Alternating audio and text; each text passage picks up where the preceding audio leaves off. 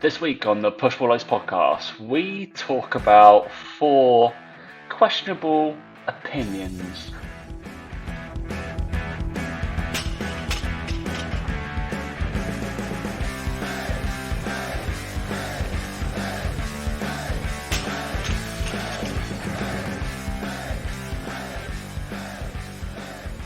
Three, 2, 1. I'm COVID free, Daniel.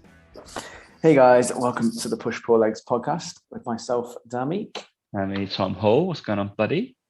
I'm not there. I've probably got it again. So, yeah. Brilliant, isn't it? I've probably got it again. And believe me, I've not given it to Dan, even though we spent time on Zoom. But yeah, I don't think you can transmit it through there. But the day I get released into the wild, Dan has to possibly recoil back into his shell.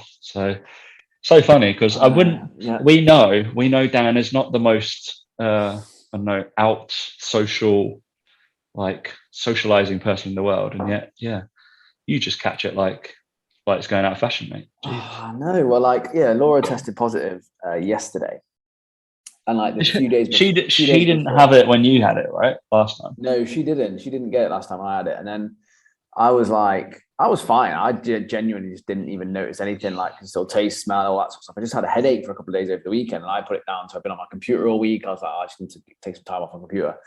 I get headaches regularly, like from stuff from not drinking enough water, all these things. So I was just like, I'm no, nothing to worry about. And then Laura's cold started coming on Sunday. She started feeling like she had a bad cold and all this sort of stuff. And I was just like, oh God. I was like, not what we need. And she did a test the next day, and then she's positive. And I was like, and I haven't taken a test or anything like that. I don't know. I'm assuming if it's as transmissible as they say it is, I'm just going to assume I've got it. It seems like just a matter of time because, so in each of my households of family, so obviously we know the source, my brother-in-law, but when one person got it, so I got it, my mum and my other sister got it, and it was just within 5 to 7 days, then the partner got it. Yeah, so it's one of those where I was just like, do you know what? Rather than testing and seeing what would happen and maybe have another couple of days of freedom, I was like, it's just inevitable. So I was like, look, I'll just stay in as well at the same time as you, make things easier. And it's just painful. Just when we started to feel like we're getting a bit settled and we're finally get out and about and doing things, it's just like, oh, fuck's sake. So we've got to stay in now till 20th, I think it is, we're allowed back out. So yeah, 19th is the last day in isolation. So 20th, we're allowed back out into the world, as it were. But yeah, it's just annoying, isn't it? It's just, I don't think, like I said, I'm not experiencing anything bad. Like if she hadn't ever tested positive, I wouldn't know. So like, obviously I'm still, maybe my body's still fighting with antibodies and the infection and stuff. I'm okay.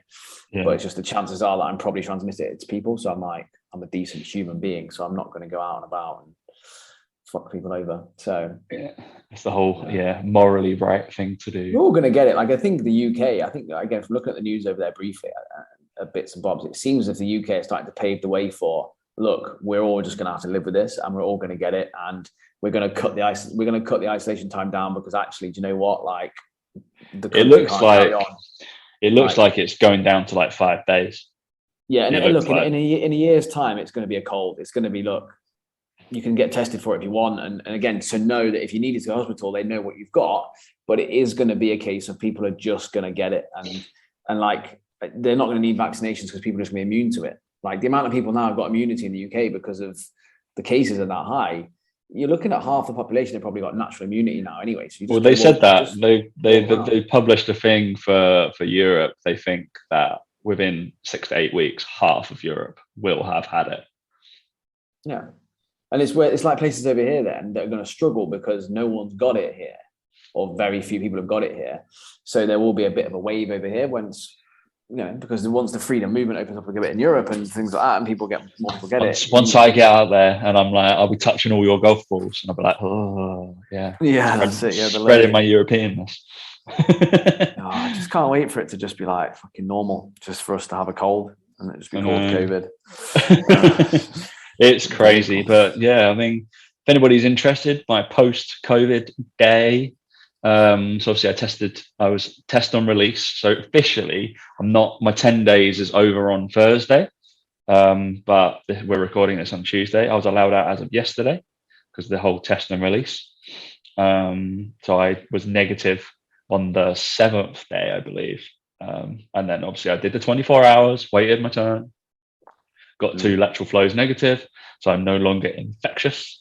But it does mean I definitely have COVID in me, which is fun. So if I took a PCR, I believe that would come back positive right now,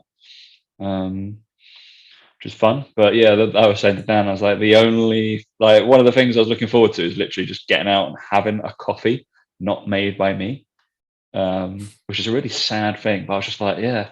Well, I was like, because I've been here, I only really had the Nespresso machine with like the milk frothery thing, and like a cafetiere. But I was just like, I just want an espresso like coffee.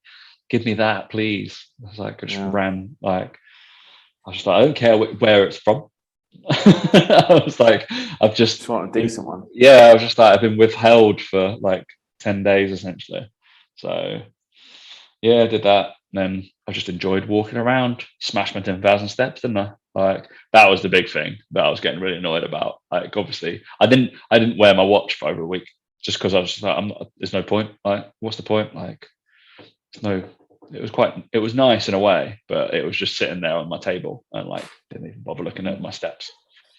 I can look at the steps from my phone because I did have my phone on me most of the time. So just to let you know, if I go on my health app, it did let me know like what my my steps and stuff normally. So I think like what's my average? My yearly average like is about, where am I at? Yeah, I average about 12,500 steps a day. And then last week so I went to isolation, 216 steps, 700 steps. It was so embarrassing. It's just awful, isn't it? It's just like, what is that about? 1,200 steps. Don't know what I was doing there. Cleaning probably. 200 steps. 900 steps. That's so bad. It was just like, that's awful. But anyway, I worked out today, Daniel.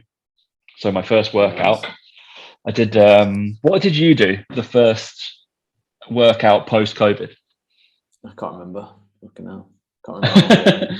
Interesting one. Probably one rep max squats or something like that.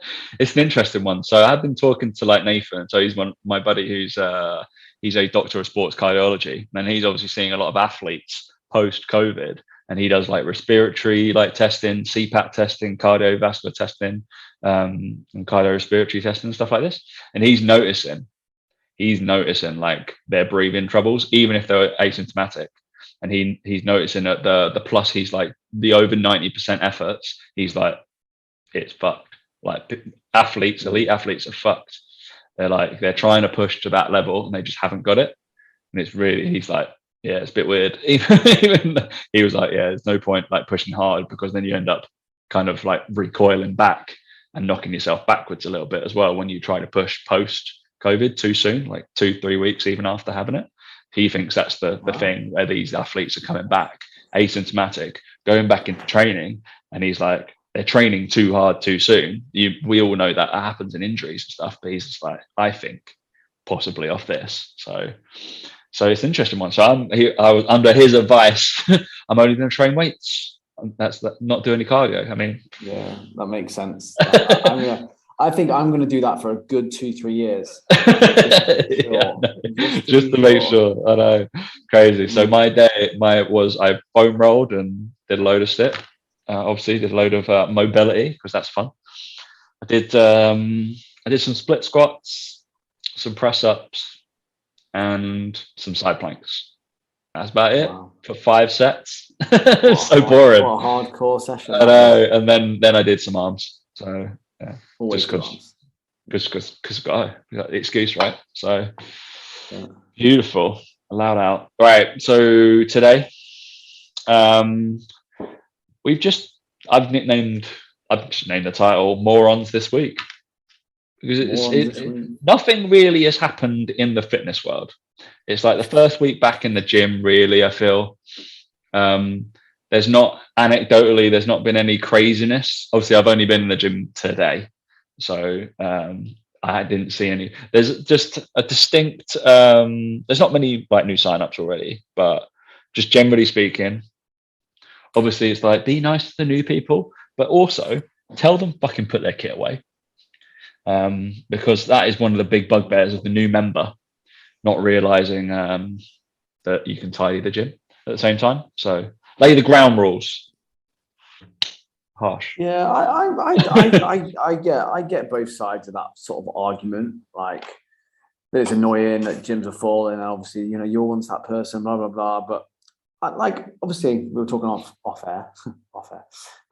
I've just joined the golf club, and I feel like it's my responsibility to find out the rules and what I should and shouldn't do, not for them to tell me. I think it's my duty to go in there and be like, can I do this? Am I allowed to do that? And learn these things again. Like, when you first time playing golf, you learn in golf etiquette. You learn that you replace your divots, your pitchfork, your and anything like that. You don't put your bag on the green. You don't put it miles away from the next hole. All these little things that no one tells you. Did you do any of that stuff? I don't know. Did I tell you any etiquette? I told you stop putting with your glove on. That was one thing. But that's not etiquette. That's just being a good golfer. It's one of those where, like, I think that's your duty though, before you go, to know the etiquette and the rules and stuff. And I think the same with the gyms. It's your duty to know these things. And I think people maybe fear they then get told what to do by a member, and then they feel bad. And they feel, oh, you've ruined my experience at the gym. Like, no, I'm just telling you that you shouldn't leave your weights lying around. Like, it's not me having a go at you. I'm just telling you. Little post for people, shouldn't we? Maybe I'll write that today. I've got to put. Yeah, I just think it's one of those where, like, newbie gym etiquette. Yeah, just know what you should and shouldn't do. Like, just ask someone if they're using something. Don't just go and pick it up, and all those things. And it's just, I think there's a bit of both with that, because I think some people moan about new gym or newbies in the gym for those reasons, not just because it's busier. It's all well and good at being busier, but it's because it's busier, and then someone's using 3 bits of kit, or take something when you're using it, or stinks or whatever. Like, it's that stuff. It's a bit like, come on, sort out. Wow. All right, yeah. So obviously that's happening this week, but so newbie gym members are not morons. They're just they need to learn, but they need to do the research before going to the gym, hopefully, but also help them out. It's kind of a bit of both, because it seems to fall on the I just see a lot of social media going, you were all new once now, like, help them out, being a friendly face, all this stuff. Yeah, it's cool. I totally agree with all that. They also, there's a kind of a bit of, like you say, you're not going to go into the restaurant and be like, oh, all right, I'm just going to throw shit around. I can't sit on the table. Oh, is that really? Okay. Exactly. So there's restaurant etiquettes now. So so I've written 4 names on here. Novak's, Dan liked my joke. Molly Moron, that's a little alliteration. They're kind of giving away our side. James Smith and Liver King. So those are 4 names. People we've spoken about before. 2 of them, definitely. One's been on the podcast. The other 3 probably won't be on this podcast. So where we start? Should we go in that order? Yeah, we're just going to give our views. We might lose some listeners, but we can just chat, can't we? We'll give what, like 5 to 10 minutes per topic. If I don't really know the topic, I'll make something up. I don't know what's going on. I also need to order some protein bars. Obviously, I got sent a nice My Protein gift. I do have a lot of protein bars in my house, but considering Dan wanted to do this podcast early for my time, I'm not at mine right now. So, as you can see, unfortunate. So Novak's Djokovic, that is. What is our opinion on this scoundrel? Honestly, I just think it's blown so far out of proportion. It's mental. If he doesn't want to be vaccinated, I just don't get why he should be prevented from doing his job. It baffles me. It's like the whole argument we saw the other day about doctors being making it mandatory for doctors to be vaccinated against COVID. Why? They're the ones that have probably had it more than anyone else. They've probably already built up immunity to it. I don't think you can make vaccines mandatory. It's just horrific. it's a horrific line to tread. And like, I'm vaxxed, you're vaxxed, we vaccinated, right? Because we made that choice for ourselves. But I literally do not care if someone says they're unvaccinated. It doesn't change anything about my opinion about that person. What changes my opinion about people is they're forcing their own views and their own, I suppose, mandates on people for no reason, no good reason whatsoever. I think it's a really scary place to be at the moment with all the stuff around the vaccines and things. To tell someone that they have to take a vaccine to either do their job or B, I mean, get into a country is one thing, I suppose. But I suppose that's the argument, isn't it, with Australia, is that he was trying to get into the country. But then the argument there is, yeah, but Australia also sanctioned the Australian Open, and they wanted that for the what that brings and the prestige that brings and the TV revenue and all that sort of stuff, right? So there's a bit of give and take with that. But fundamentally, he's been told he can't do his job and earn money because he's not vaccinated, which is just frightening as a precedent to set. And I think it's like the going around as well, all the kind of conspiracy now of him coming out, because he's a little bit of an odd figure anyway. Let's say that. And we know just anybody doesn't know the story about him being diagnosed with gluten intolerance, right? The madness of whatever that was, that doctor, whatever his name is, and didn't he made him, so he put his hand on his stomach or his belly and then asked him to put his other hand against him and push against him or something like that, doing like an O'Neill's assessment, something like that, doing like, I don't know, shoulder flexion as hard as he possibly could or push against. And then he was like, oh, yeah, that's really strong, well done, you feel really strong, right? Yeah. And then he asked him, with the hand that was on his belly, he placed a piece of bread there, correct? And he was like, you don't crush the bread, but you're going to hold the bread there, please. And he was like, now you're going to push as hard as possible with that hand again. And suddenly Djokovic felt weaker. And then he was like, that means you're gluten intolerant because that bread had gluten in it. It's like, no. We can talk about irradiation and core function all you like. So that's not going to happen. Absolute horseshit. That's like middle-aged, Middle Ages kind of doctors, isn't it? Medical advice. But it seems to be coming out that obviously Djokovic was positive, but also questions me as a human being. The time they are saying that he was positive, and so he has the antibodies, so he should be able to go to, is also a time where he was traveling. So he apparently had traveled to Spain, also had done like a speech and stuff and being around children at the time he had tested positive. So it's like that. And I'm just like, you know what? Yeah, like the whole, like, obviously he's not going to get forced to be vaccinated. But I kind of think he's just got what's coming to him, because it doesn't really, if he was positive and then he's also gone out and done all those stuff anyway. So I'm just like, well, you're a bit of a dick then, aren't you? So yeah, that's not cool, is it? I didn't know that bit, to be fair, about him. But either way, regardless, he shouldn't be forced to be vaccinated. And again, like I said, forced to do it, forced, so he can't do his job and earn money. And like I said, I think it's, and it comes back to the whole thing about, again, it's not just him being a tennis player, and everyone, I've seen the thing of like, all the rules, shouldn't just apply to him, they should apply to everyone. And I saw a few Australians say that. I'm like, yeah, but that's just because the rules in your country. He's not from your country. He's just playing tennis in your country. That's not his fault. Because over there, they're obviously pushing for mandatory vaccination. Dangerous what they're doing over there, like really bad. And whereas if he was to play in the UK, that wouldn't matter. It wouldn't make a difference. It's just because it was an Australian and kicked up a fuss about it.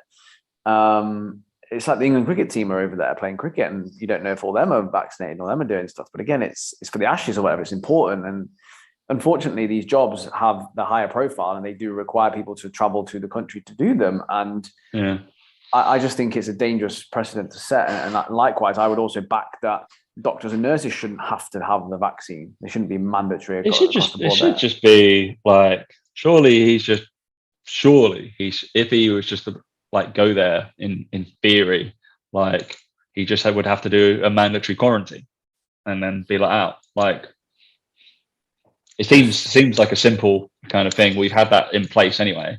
Like, go do a man. I'm sure he can afford, or he can like, all right, you have to do a mandatory quarantine, but like you can afford to rent that house, and we'll send a government official to live with you for that week as well, so you can play tennis and stuff. Because it's obviously a good thing that you're in the country to come play the Australian Open. Probably gonna get more TV figures watching you than watching some random other person. So yeah, it seems a bit crazy to me. So yeah, I'm obviously pro-choice. Obviously, I prefer people to get vaccines, but it should be their choice, correct? And if there is, they just have to go through the rigmarole of doing tests all the time. That's what's going to happen. So, and I believe that should be the case. It's like, all right, then you just have to have the tests, or like frequently. So yeah, I think that it also comes down to like with what's going on, and again the current strain, shall we say. I think it also, for me, it should be dictated also by the threat of it and how dangerous it is. And it's just like every week and month that seems to pass at the moment, the threat of COVID seems to be reduced. It seems to be, like the other day, I'm sure someone told me, I don't know how true it is, but on average in the UK, with all the cases as high as they are, they get more people dying of their diabetes than of COVID at the moment, or something like that. And it's like, people pluck these stats out of thin air, but there's also an element of truth to them, whereby what we haven't been doing anything about alcohol-related deaths. We haven't been doing anything about cigarette-related deaths. So no one gives a shit about that. And it's kind of like drawn, I think, a bit of exposure onto the failings of that. And I get that doesn't spread as quickly as COVID. I'm not stupid. I get that sort of stuff. But diabetes doesn't spread as quickly as COVID. Well, you fucking never know at the moment. But it's one of those things where it's like I get that it's present, and I get it's new, and I get it's a thing that's really kind of been at the forefront of everyone's minds, but I can't help but think to myself every time, like, it's my second time getting it now, and I just don't feel a thing. And I've had a headache, and it's just a bit like, I'm not sitting here like curled up in a ball, shaking and like on my, close to being really, really ill or incapable of working, all this sort of stuff. And I get some people are, and that's the whole point of the vaccination program, right? Is that you're seeing the stats that are coming through saying that most people are vaccinated are fine. So it's kind of like, well, if you're unvaccinated at this point and you get really badly ill, it's kind of like, well, we warned you, kind of thing. Like, It's your choice. We warned you, but let's go on with our lives now. It's kind of a bit of a, and again, it's a bit morbid to say it, but I mean, it's if you're going to be affected by it, then you just can't go out as much. And it's much in the same way that if there was much like with me, again, completely different comparison, but it's a bit like me with hay fever. I just don't go to places with loads of flowers. I just don't go and hang out there. I just don't like spending time there. It's not like the same, but it's kind of is as well. It's like, if you're worried, don't go where there's loads and loads of people that are really sweaty and breathing heavily inside. There you go. Yeah. I don't know. Well. It's easy for me to say because I'm all right, but in summary, Novaks can carry on being no vaccinated, but he just has to do all the quarantine rules and stuff like that. Then crack on. Then you can hit your balls as much as we like. All right. Next, moron, Molly, the young girl from, I don't know. Is she posh? She seems posh. I don't really. I'm gonna be totally brutally honest.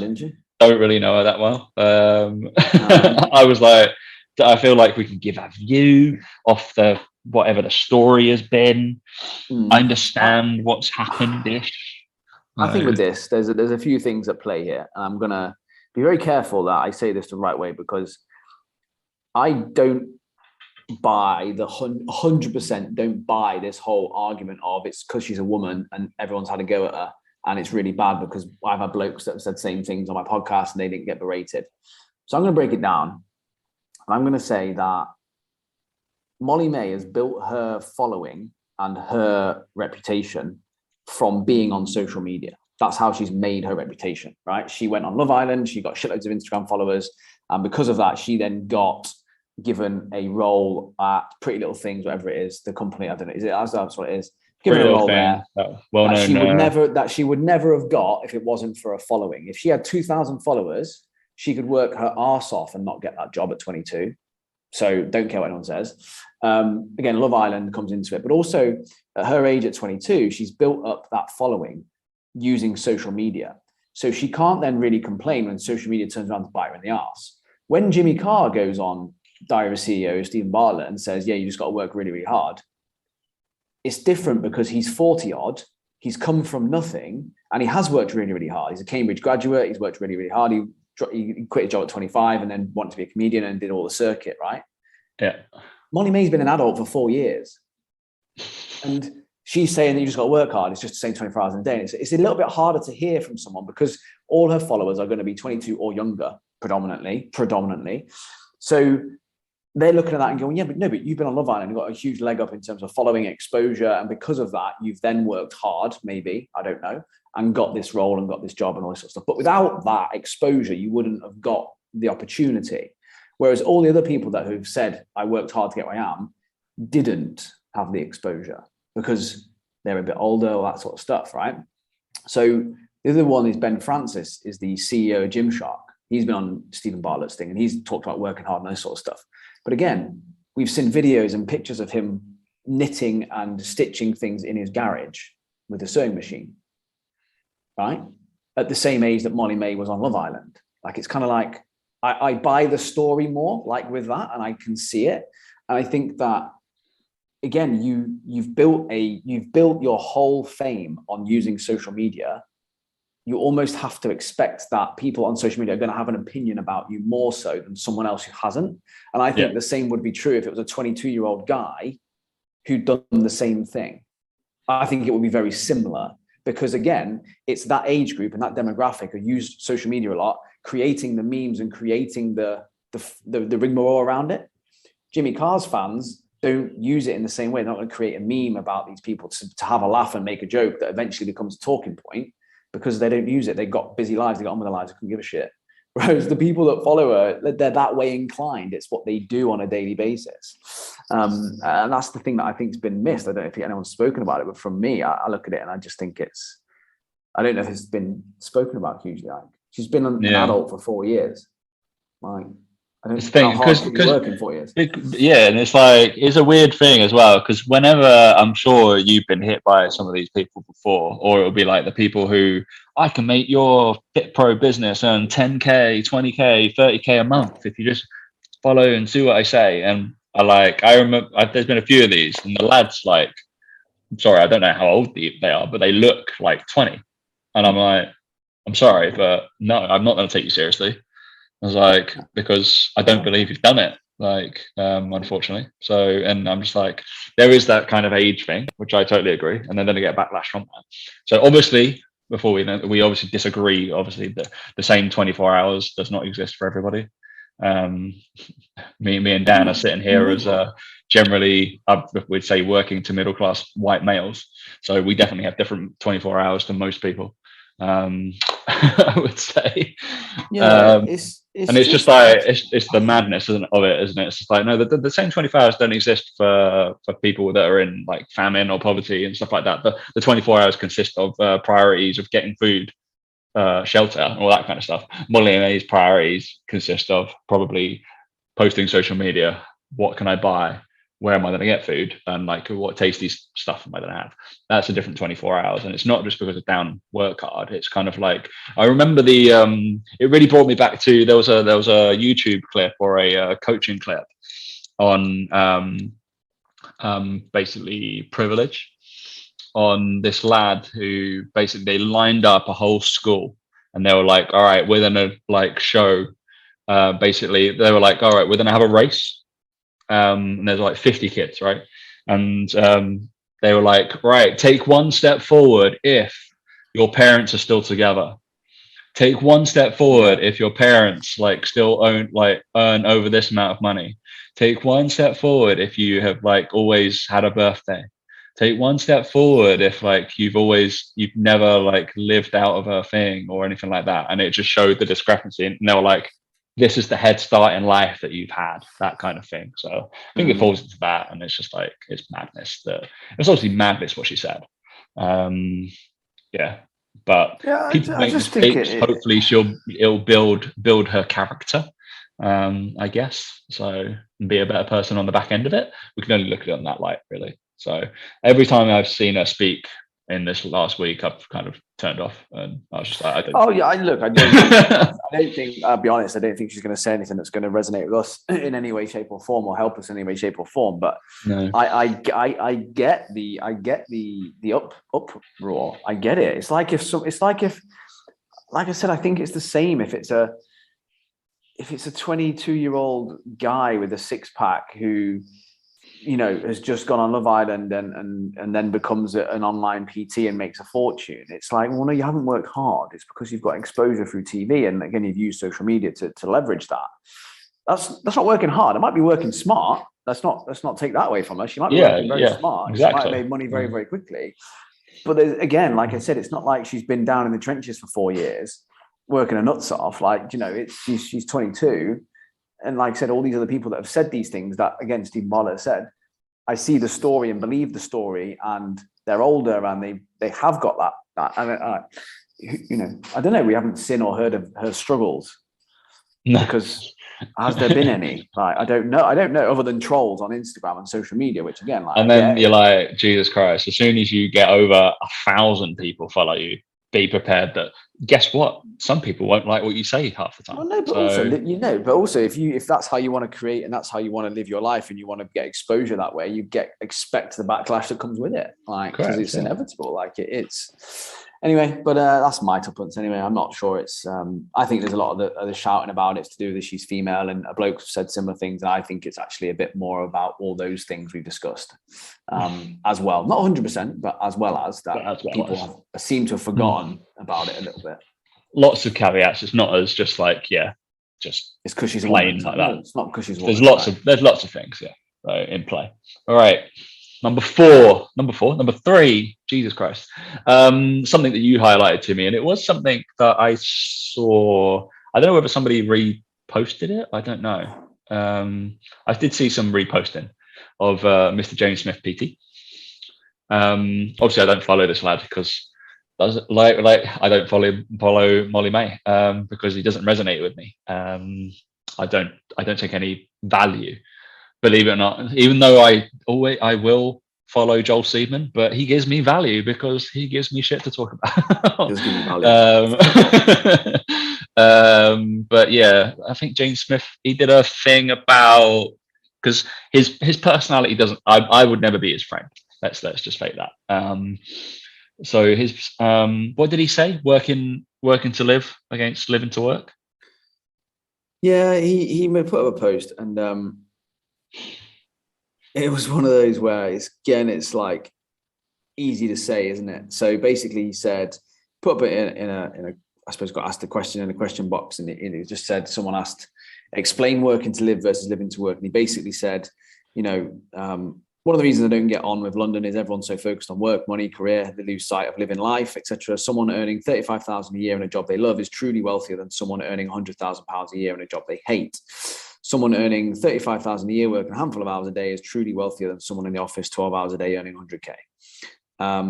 Someone who works each day with it not feeling like work is truly wealthier than someone who snoozes their alarm on a Monday. And like, yeah, then there's other things he said in the video of like, yeah, look, when I was in my first 2 to 3 years as a PT, I basically drove a little Polo, made a bit of money. I did 20, 30 sessions a week. I napped during the day. I got to wear shorts to work. He's like, I still do all those things now. I get to enjoy that sort of stuff. Like that's what makes my life, kind of thing. And I think it's like, yeah, okay, like, but it's also said by people who have more money now. Do you know what I mean? Like, okay, if it's that great, if it's about having a life you want and being wealthy, then don't write any more books. Don't do anything more. Just do some online PT and just earn 35,000 a year then.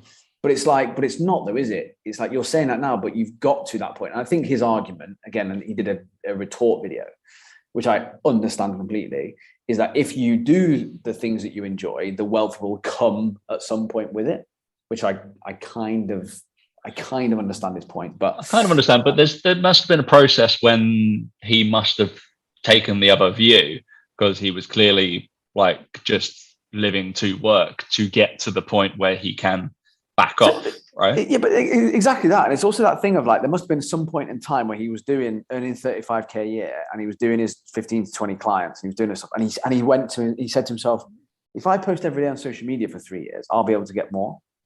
Well, otherwise he wouldn't have bothered starting it. He would have just been happy with where he was at. And again, I didn't watch the whole video, but I'm assuming the points he would be making would be that, yeah, but I still enjoy my life. It just allowed me to then grow it and do more because I did more of what I enjoyed, is probably what his retort that would be. And again, I understand that and explain. I think it's explained perfectly. Yeah. It's just this whole thing of, it's always said by people who've got more, and that I've never met or heard anyone say it who says, oh yeah, I earned 35K, then I earned 100K or 1 million, and then I gave it all up and went back to earning 35K again. Yeah, it was interesting. Okay, well, if it truly didn't matter, then you wouldn't have even done that. Yeah, then go back. Because it was a weird one. Because Paul Mort made a thing today about, he was just like, it was the whole kind of, can money buy your happiness? He was like, maybe not, but it can rent it for a fucking long time. And it was just like, oh yeah, I guess and hopefully you find happiness at the end of that, all that in terms of money or whatever. Well, there's that. I think there was a study done. It's kind of showing that your happiness and your quality of life improves exponentially until you hit about 80,000 a year. I think they found the number was again, they used happiness scales, I suppose, all those sorts of things. And anything past that point actually didn't make you any happier. It probably maybe brought a bit more stress, a bit more, but it didn't really bring you much more happiness overall. But yeah, it's just a funny concept. That I get it. I get what he's saying. Like, yeah, you should be working to live. Like, you should be doing your job so you can live your life. And I get all that stuff. And I get that. But you can also enjoy what you do and then want to make a really good fucking success of it, that you end up working longer hours than you'd probably like. Like, that's okay as well. Like, I just think it's just so black and white. Again, it's this whole thing of black and white thinking in the world of, it's either have a job you hate and earn more money, or have a job that you love and you don't earn as much money. It's like, well, no, there's elements of my job I love and hate. And there's elements of the amount of money where I'm really happy, but I'd also want a bit more. Like, you're allowed that middle ground bit where it's like, it doesn't have to be so, well, do one or the other, because I think that again creates these problems, these arguments that we're having now about this, or trying to explain it, is that it's because it's so black and white. And it's like, and I get that's why they do it, because it causes discussions. But that's exactly his personality though, isn't it? That's literally, I said off air with you, which is like, that's his whole thing. He wants to be divisive. That's why, how he's built his following. And we say it quite a lot, right? But even some of the stuff, the good stuff is boring, and like, it's like the whole depends is boring. But we're also on the view of like, we won't mind going, no, we think that's right, or not being on the fence, because there'll be something that we actually truly believe in. But it's also, I don't know, it's a weird one as well, because I don't follow the lad. So it's a weird thing to think about. But anyway, last one. The Liver King. Liver King. We have a conspiracy theory. I reckon he's eating chocolate when the hands off.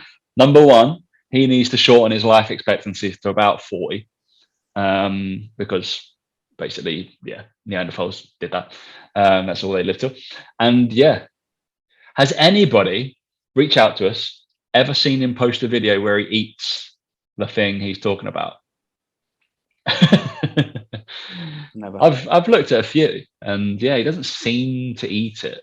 Or if he's gonna go eat something, they will be like the good bit of it, like literally just a little bit of like steak and ale pie. Lovely. But maybe he's just like, I'm gonna eat the kidneys in this pie. I have seen some of his. I've seen some of his eating. He does eat some of the stuff, but I just reckon that, again, it's that whole thing of like, I just don't.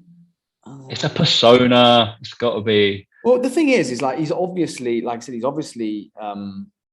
taking steroids and stuff behind closed doors. So why is he not eating chocolate? Do you know what I mean? Why is he not? Exactly. I don't know. Just find it funny. I think it's a bit of a Bear Grylls kind of thing. It was like, I'll only go to this sparse place in the middle of the wilderness if there is a hotel nearby. Oh, really? Yeah. Why is that? Because I've made it. So why would I spend outside drinking moss off a leaf and a rock. I was like, when there's a hotel I can afford.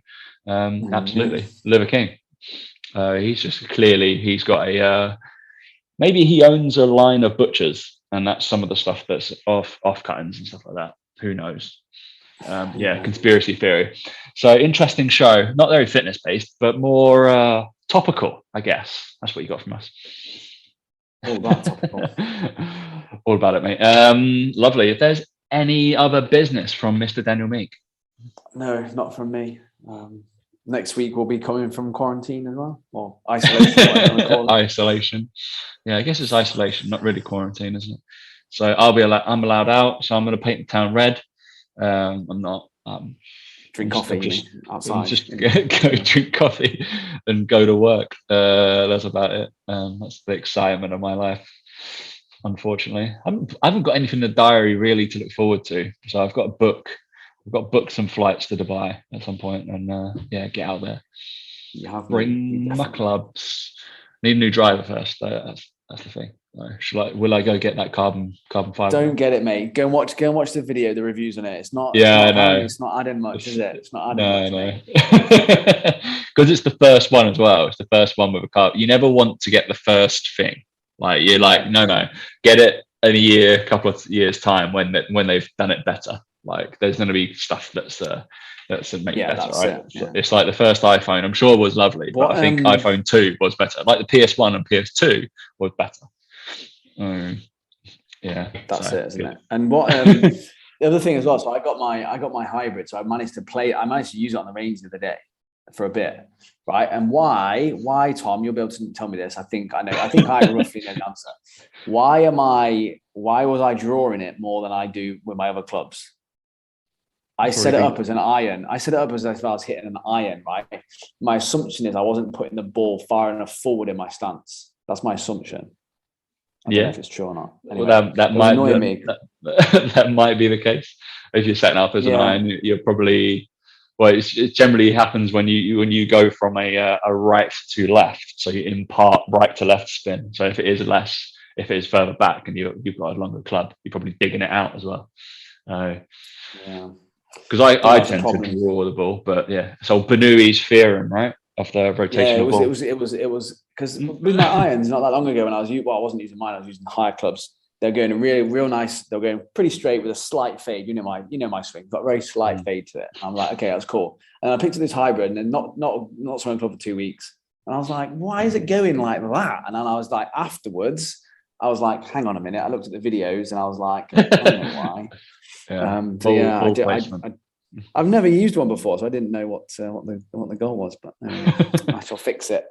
I need to fix it by the time you come out. Yeah, fucking hell. There's half the courses around here, like the par fives are like 600 yards, a couple of them. So I'm like, well, fucking. That's why I was like, said to you, I was like, I need to get something to go. Ruined otherwise. But, lovely. All right, there's no other business from me apart from, I believe, the My Protein Pocket PT stuff launched yesterday.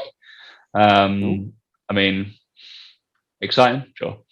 Basically, I'm one of the people. You'll see my smiley face on there, all dressed up in My Protein Clobber.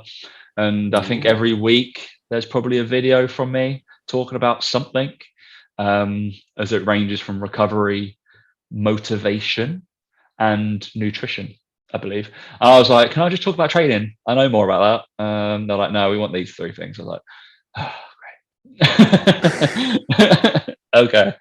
I'll blag my way through this somehow. But good little thing. It was just quite funny with all the awkward. I can send down the awkward actual photo shoot shots if you really want.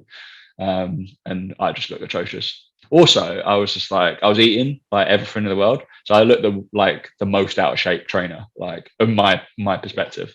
I'm just like, So I'm dieting as of today, Daniel. Yesterday, because I was allowed out from COVID, because obviously I was like, can't diet whilst I've got COVID, right? So dieting as of now. So all on that yogurt game, mate. Yogurt, best diet food going. All about it. Yogurt and fruit, you can't go wrong, can you? I know, exactly. All right, thanks for listening, guys, and we will catch you next week. Catch you later.